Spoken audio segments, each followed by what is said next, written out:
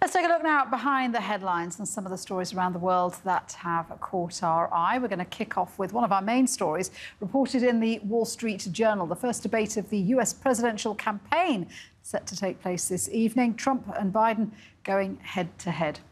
Then we are crossing to northern Nigeria, where a 22-year-old man has been sentenced to death for blasphemy after being convicted for sharing a song he wrote on WhatsApp. UN News published a statement from human rights experts calling for his sentence to be overturned.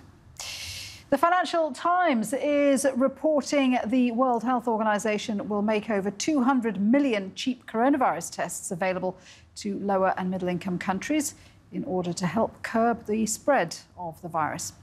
And finally, rather obscure consequence of the pandemic. According to the Sydney Morning Herald, cosmetic procedures like Botox and filler injections are on the rise. Experts are calling it Zoom face after people have spent hours looking at their own faces on video calls. With me to discuss those stories are French-Algerian journalist Nabila Ramdani and law and politics professor at Temple University in Philadelphia, Susan Sullivan. Good to have both of you ladies with me. Thank you very much indeed for joining us. So let us get straight into the fray. President Trump facing off against Joe Biden. This is the first election TV debate tonight in Cleveland, Ohio. Susan, this is a very familiar part of the campaign trail, isn't it? Pitting the final two rivals against each other. What do you make of it all? Do you like these debates? Well, I do like these debates. I found them very entertaining. In fact, I think tonight for this first debate, it's not so much what Joe Biden is going to say, I think. It's more about how he's going to say it, because to me, this is like a first date with America. They're going to meet him, they're going to check him out, they're going to see whether they want to go any further with him. So it's quite entertaining to me. Nabila, I think that's a great way of putting it, Susan. And Nabila, I often wonder how interesting these debates are to people outside the US. But I think Susan's right. I think that there's a sort of sense of anticipation in seeing how two very different speaking styles are going to come off tonight. Absolutely. I couldn't agree any more. And I think for most of us, it feels like a couple of weeks since Trump was lining up for a debate like this with Hillary Clinton. But here we are all over again, and the stakes are just as high. I think what is certain is that people take the debates very seriously indeed. And this one will last an hour and a half on every network and will be commercial free. They are expecting an audience of around 100 million in the US alone. And America was the original TV society. And despite challenges from other technology, it remains a country that is massively influenced by what appears on the small screen. And many will be watching on their devices tonight. But the basic fact is that two men arguing with each other will dominate the attention of the population of the USA and indeed those in other parts of the world for the entire debate. I wonder how much of a killer instinct Joe Biden is going to have, because there's such a lot of things to go at with Trump. Susan, we had the recent revelations of Donald Trump's rather extraordinary tax records. Well, I think we're going to be hearing about the infinitesimally small amount of taxes that Donald Trump paid in the last couple of years. But I do think, yes, this is going to be a bit like a boxing match with these two men coming out swinging. But I think, we know Donald Trump. We know how big he is. We know that he's the master of the grand gesture and the statements that are grounded, sometimes, in fact, sometimes not so much. But we need to see Joe Biden come out. No one's going to bully Donald Trump, but we need to see Joe Biden come out guns blazing. He needs to be a presence. He needs to have the sound bites. He needs to be able to really make an impression. And, Joe Biden isn't the best. That isn't his forte. He doesn't always do so well in this kind of situation. He has a tendency to make faux pas. he says things, he puts his foot in his mouth. So I think tonight we may see that. But the important thing, if we do, well, you know what, is that I think it's something like 2 o'clock in the morning our time. So I'm not sure I'll be watching it live, but I'm sure we'll catch the highlights after the event. Let's move on to coronavirus. New rapid COVID-19 tests being rolled out to low-income countries starting in October. Nabila, this is a test that gives results in 15 to 20 minutes, less than 30 minutes. Is this a game changer? Well, I think so. I mean, coronavirus is, of course, the story that is dominating all our lives at the moment. And we are all looking for some positive messages about it.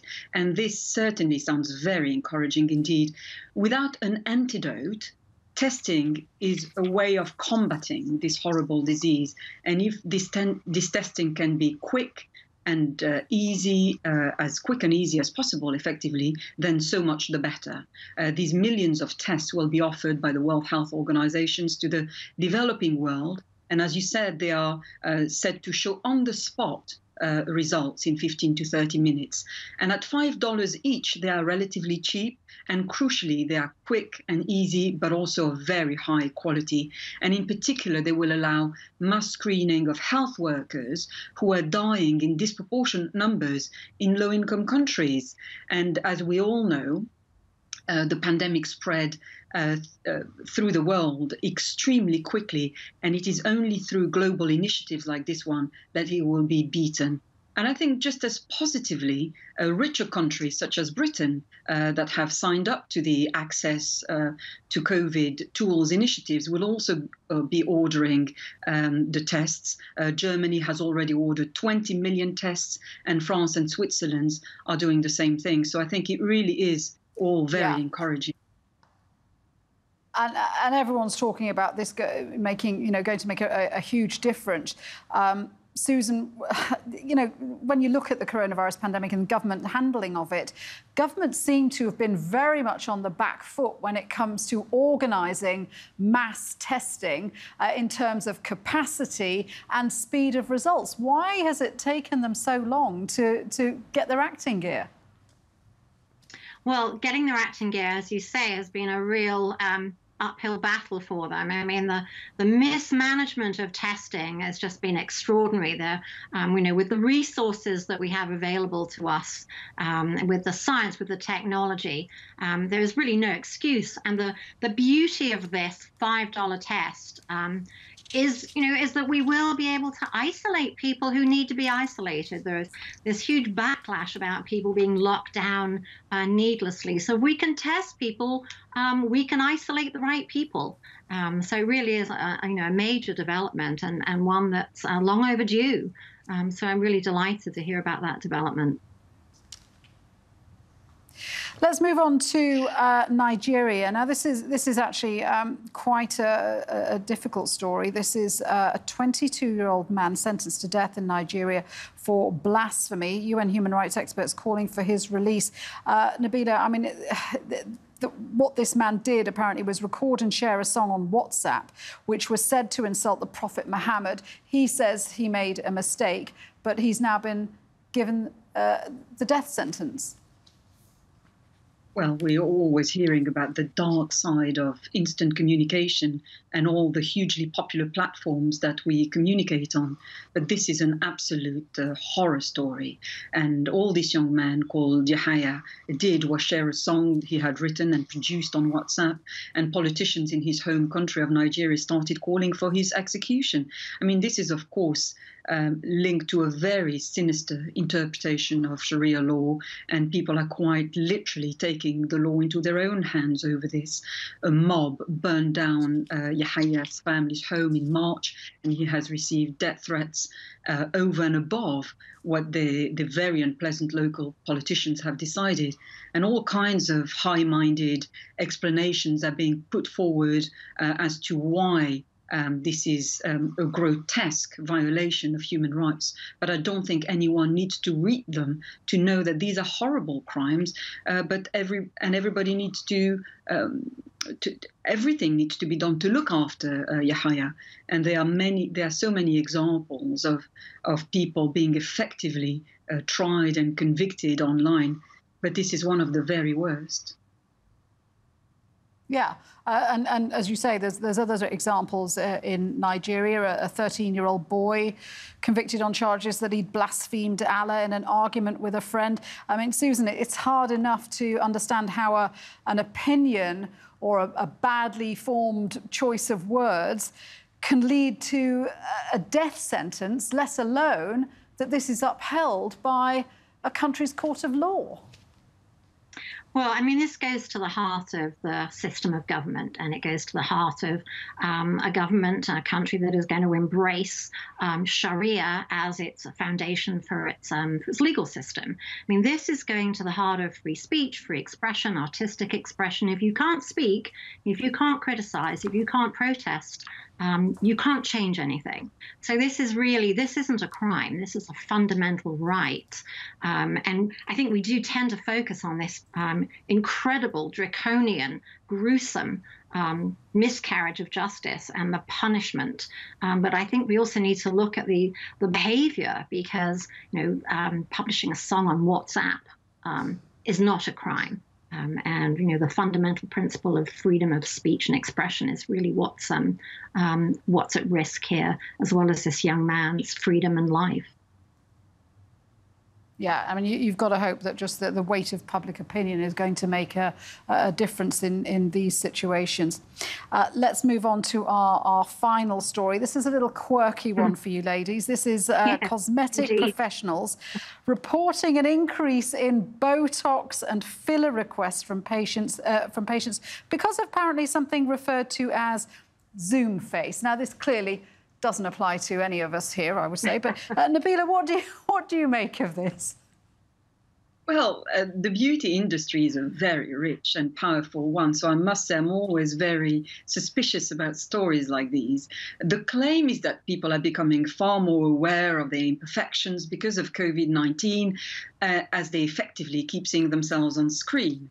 Well, I seem to remember that there were plenty of men and women who worried about their looks well before we had even heard of coronavirus, and nobody ever became poor by playing on the insecurities of human beings, frankly.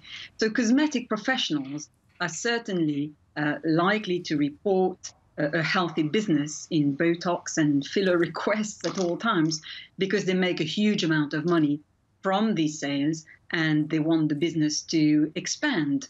But what I have noticed is actually people using filters and other technical tricks to try and improve their looks when they are on screen. Social media. Well, this is exactly what I wanted to ask you. I get that sitting in front of a Zoom screen or any other video call and you're looking at your own face and you're thinking, oh my goodness, one eyebrow is higher than the other, or I've got crow's feet or whatever.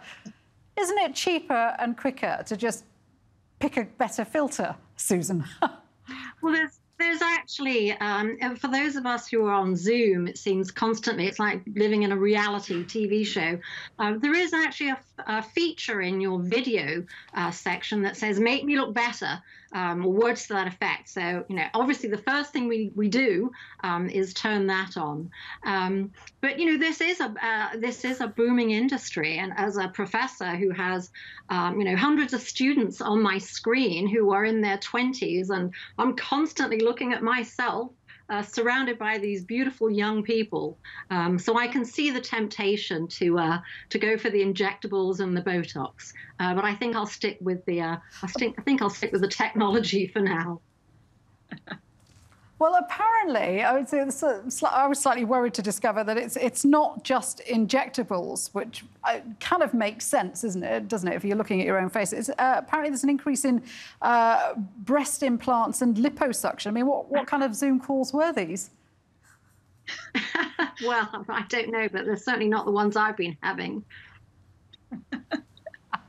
But there is a serious angle, isn't there? That coronavirus restrictions, I suppose, and lockdown maybe give us a sense of helplessness, and perhaps being able to change or improve your appearance, perhaps that gives you a sense of control. Do you think there's something like that about this, Nabila? Well, I think social media is certainly full of people trying to show how beautiful and glamorous they are. But again, I don't think this has anything to do with the coronavirus, frankly. I think with luck, we all get back to meeting up in person, and before long, all these artificial developments will become less important. Well, I think both of you ladies look absolutely wonderful as you are. Thank you very much indeed for joining me, Susan and Nabila. And that's it for this edition of Behind the Headlines.